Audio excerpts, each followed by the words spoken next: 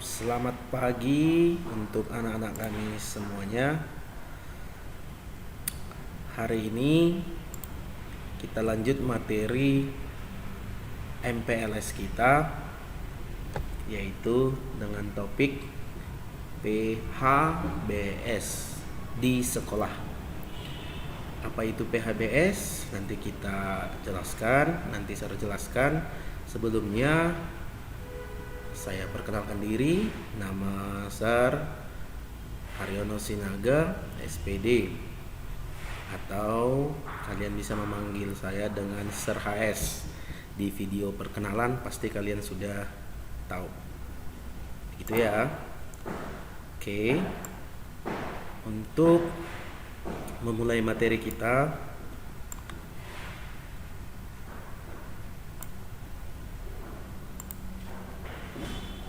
di sini kita akan membahas tentang PHBS. Apa itu PHBS? Perilaku hidup bersih dan sehat untuk kehidupan yang lebih baik. Nah, di sini saya akan menjelaskan bagaimana berperilaku bersih dan sehat dalam hidup kita agar kehidupan kita itu lebih baik dan lebih sehat lagi. Apalagi di masa pandemi sekarang ini, pandemi COVID-19. Oke, kita lanjut berikutnya. Kita awali dengan pengertian dari PHBS. Ingat tadi ya, singkatan dari PHBS itu perilaku hidup bersih dan sehat. Pengertian PHBS di sekolah. PHBS di sekolah adalah upaya untuk memberdayakan siswa, guru, dan masyarakat di lingkungan sekolah agar tahu, mau, dan mampu mempraktikkan PHBS dan berperan aktif dalam mewujudkan sekolah sehat. Jadi bukan hanya guru yang menjaga kebersihan di sekolah, tetapi seluruh warga sekolah, baik itu siswa, guru, ataupun pegawai yang ada di sekolah, serta lingkungan di luar sekolah tersebut. Itu ya pengertian dari PHBS di sekolah. Berikutnya, apa tujuan PHBS di sekolah? Apa tujuan perilaku hidup bersih sehat di sekolah? Bagian A, meningkatkan pengetahuan tentang PHBS bagi setiap siswa, guru, dan masyarakat lingkungan sekolah. Bagian B, meningkatkan peran serta aktif setiap siswa, guru, dan masyarakat lingkungan sekolah untuk ber-PHBS di sekolah. Itu yang tadi saya bilang, siswa, guru, masyarakat lingkungan sekolah. Lalu bagian C, memandirikan setiap siswa, guru, dan masyarakat lingkungan sekolah berperilaku hidup bersih dan sehat. Itu dia tujuan PHBS di sekolah. Lalu yang berikutnya, manfaat PHBS di sekolah.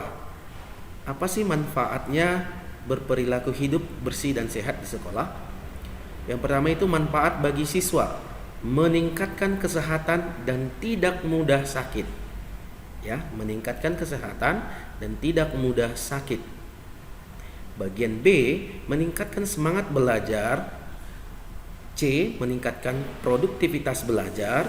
Dan bagian D, menurunkan angka absensi karena sakit. Ayo, siapa yang sering absen karena sakit?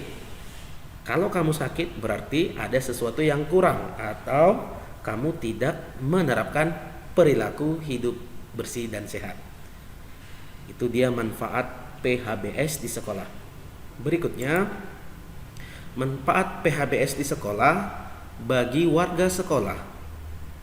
Bagian A-nya, meningkatnya semangat belajar siswa berdampak positif terhadap pencapaian target dan tujuan. Bagian B, menurunnya biaya kesehatan yang harus dikeluarkan oleh orang tua. Setuju dengan ini? Pasti kita setuju dengan ini. Kalau kita sehat, orang tua tidak akan khawatir untuk membawa kita berobat atau beli obat atau pergi ke rumah sakit untuk berobat, karena akan mengeluarkan biaya. Bagian C, meningkatnya citra sekolah yang positif. Itu dia ya. Lalu yang berikutnya, apa manfaat PHBS di sekolah untuk sekolah tersebut?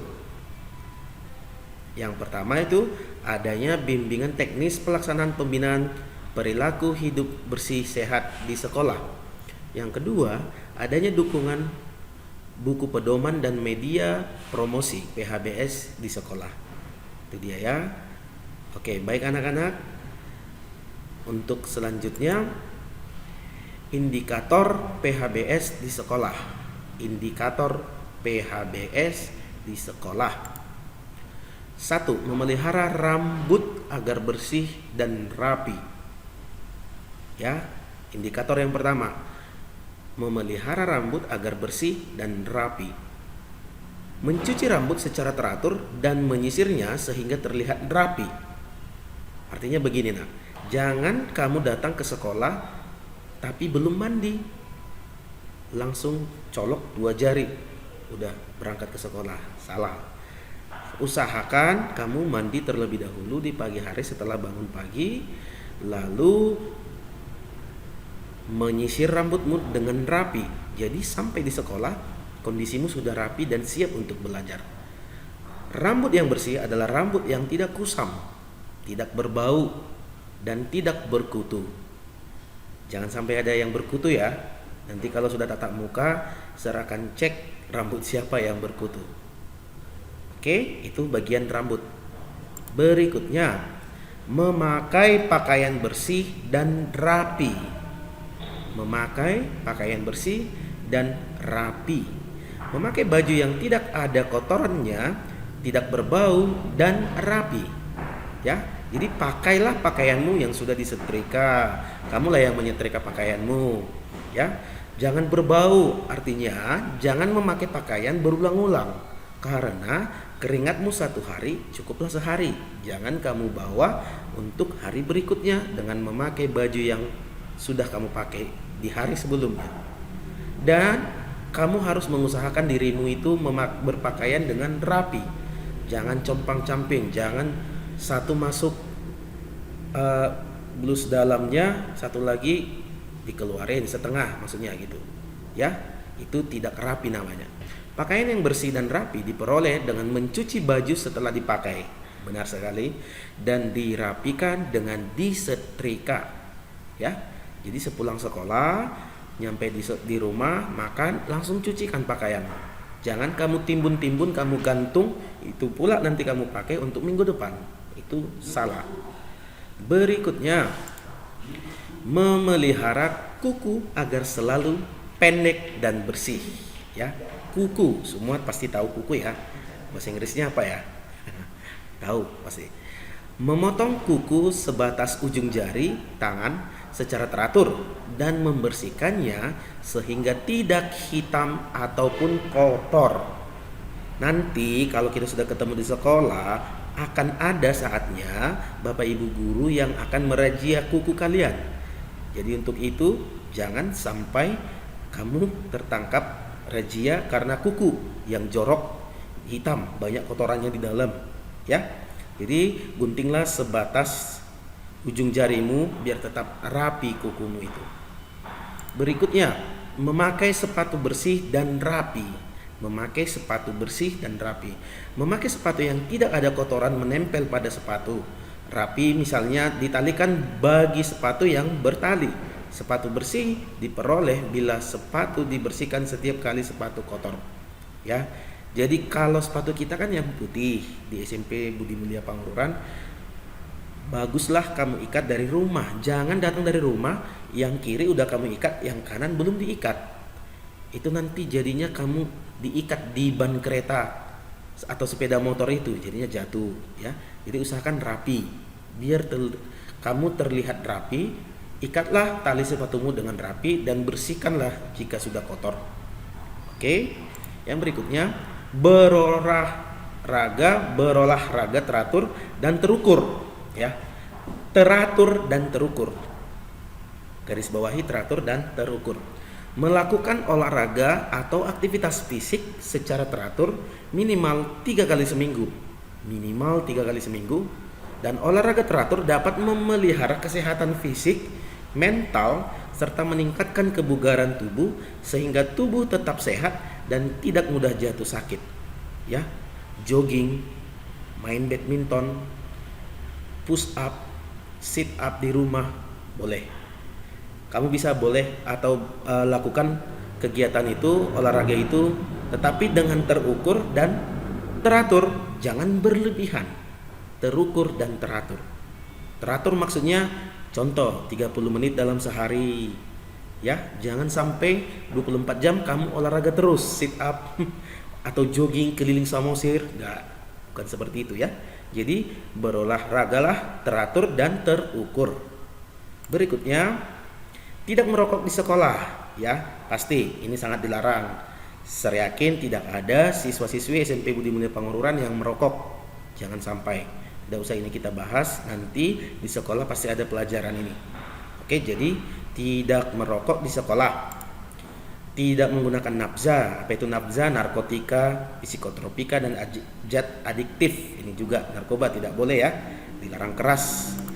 Lalu memberantas jentik nyamuk. Ayo coba berangkat dulu kalian ke bak mandi. Bagaimana di dalam? Apakah ada bahasa Bataknya gilok-gilok? Jentik nyamuk.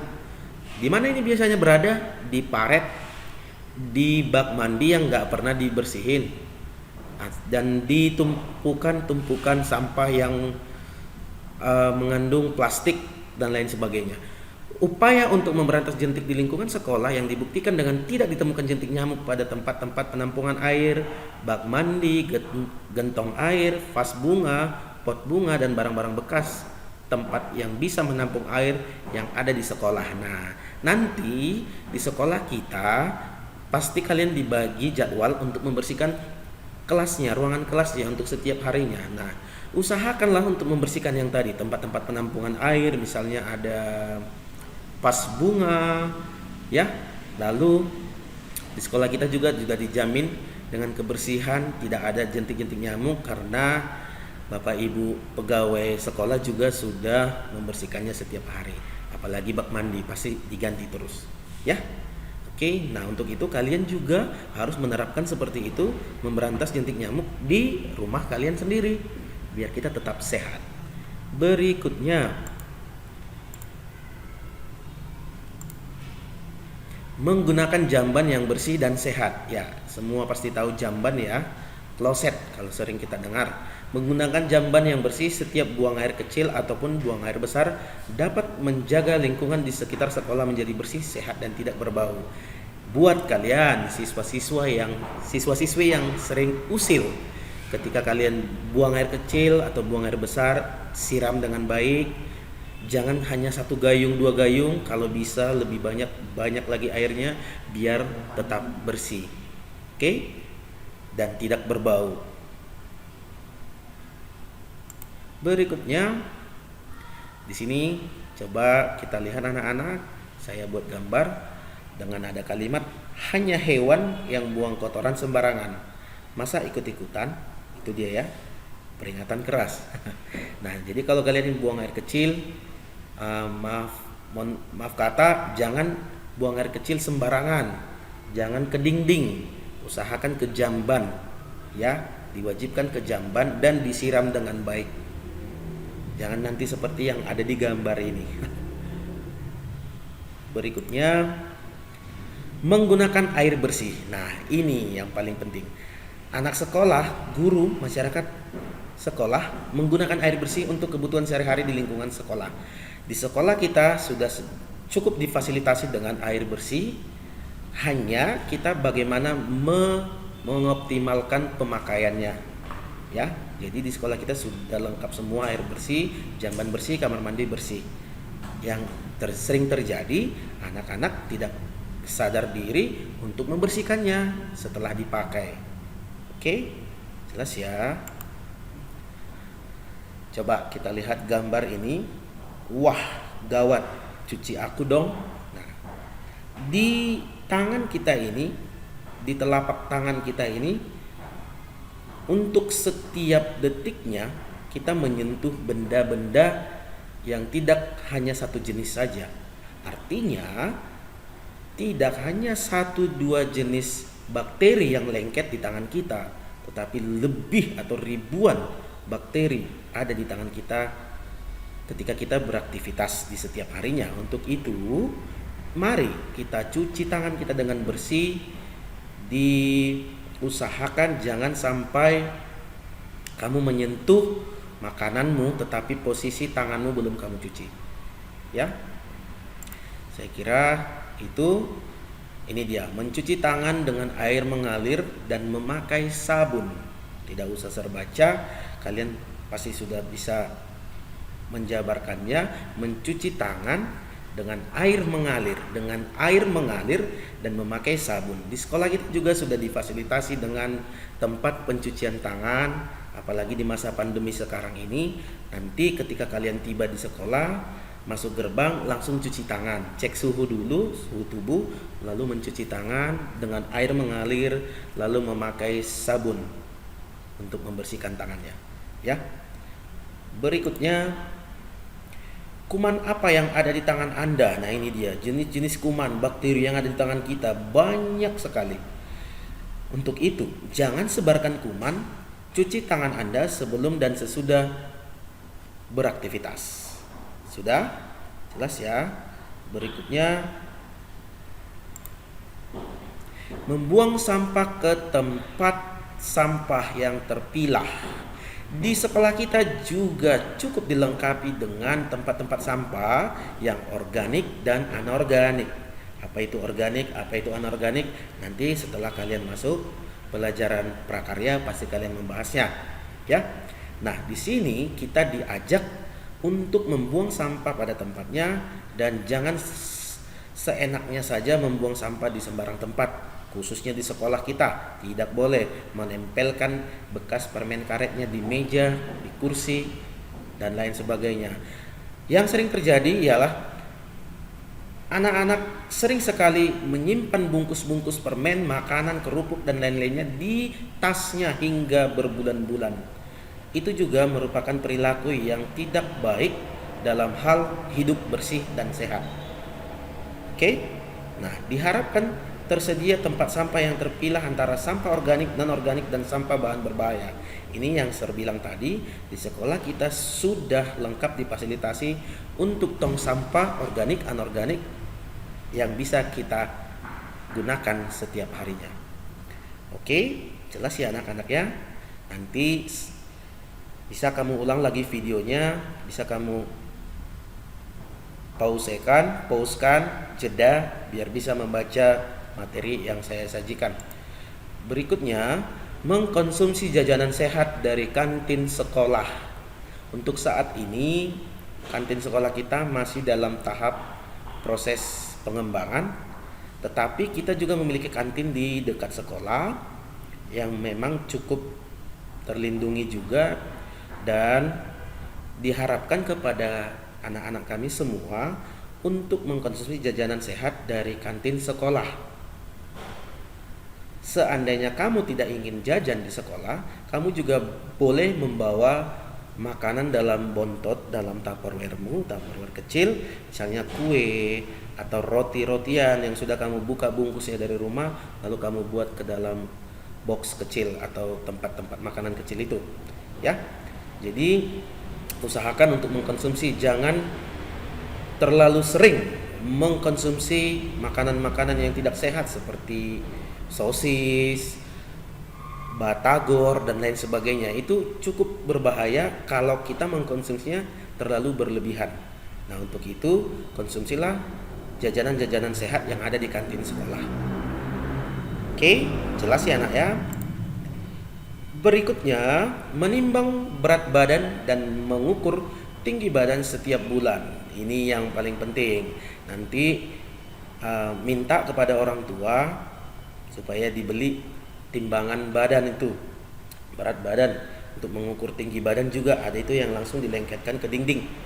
Siswa ditimbang berat badan dan diukur tinggi badannya setiap bulan agar diketahui tingkat pertumbuhannya. Ada anak yang tidak secara kasat mata kita melihat tidak mau dia tumbuh kembangnya kelihatan. Ini pasti ada sesuatu yang kurang.